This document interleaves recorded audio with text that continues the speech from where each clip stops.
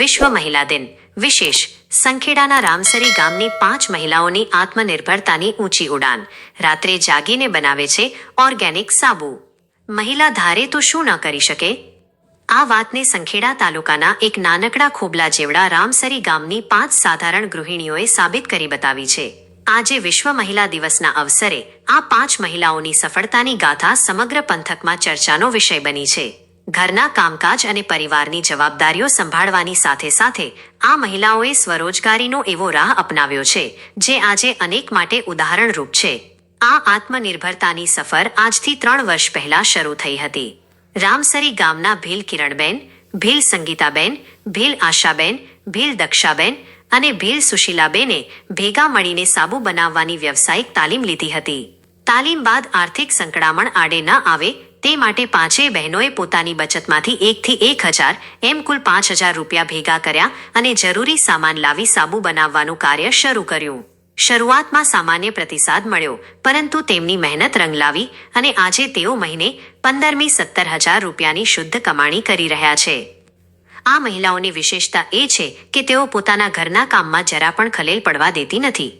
દિવસ દરમિયાન ખેતી અને ઘરકામમાં વ્યસ્ત રહેતી આ બહેનોને જ્યારે દિવસના સમયે સમય નથી મળતો ત્યારે તેઓ રાત્રિના સમયે એકઠા થાય છે અને મોડી રાત સુધી જાગીને સાબુ બનાવવાની કામગીરી પૂર્ણ કરે છે.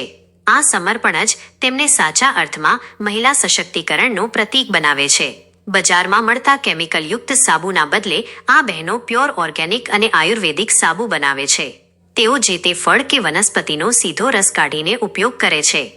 હાલમાં તેઓ બેસન, ચોખા, ગુલાબ, એલોવેરા, ચંદન, ચારકોલ, કેસુડો, પપૈયા, સંતરા, બટાટા, લીંબુ, બીટ, લીમડા, તુલસી, મુલતાની માટી તેમજ પંચદ્રવ્ય એટલે કે ગૌમૂત્ર, ગાયનું છાણ, છાસ, ઘી અને દૂધ તેમજ કપૂરના સાબુ બનાવે છે. તેમના દ્વારા ઉત્પાદિત સાબુના વેચાણ માટે તેઓ રાજકોટ, આણંદ અને છોટાઉદેપુર જેવા જિલ્લાઓમાં યોજાતા સરસ મેળામાં સ્ટોલ લગાવે છે. આ મેળાઓમાં તેમના ઓર્ગેનિક સાબુની ગુણવત્તા એટલી ઉત્તમ હોય છે કે જોતજોતામાં તમામ સ્ટોક વેચાઈ જાય છે. શુદ્ધતા અને વિશ્વાસને કારણે ગ્રાહકો ફરી ફરીને આ સાબુની માંગ કરે છે. આમ રામસરી ગામની આ 5 નારી શક્તિઓએ સાબિત કર્યું છે કે જો મનમાં મક્કમતા હોય તો નાનકડા ગામમાં રહીને પણ આર્થિક રીતે સક્ષમ બની શકાય છે. આ અંગે શું કહે છે કિરણબેન ભીલ, આવો આપણે સાંભળીએ. અમે 2023માં સખી મંડળ ચાલુ કર્યું હતું. એમાં અમે 10 બહેનો જોડાયા હતા.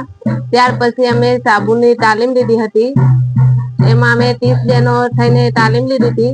હમણાં અમે 5 બહેનો એ બનાવીએ છીએ. પહેલે શરૂઆતમાં અમે લીમડાનો સાબુ એક ફ્લેવર બનાવ્યું હતું.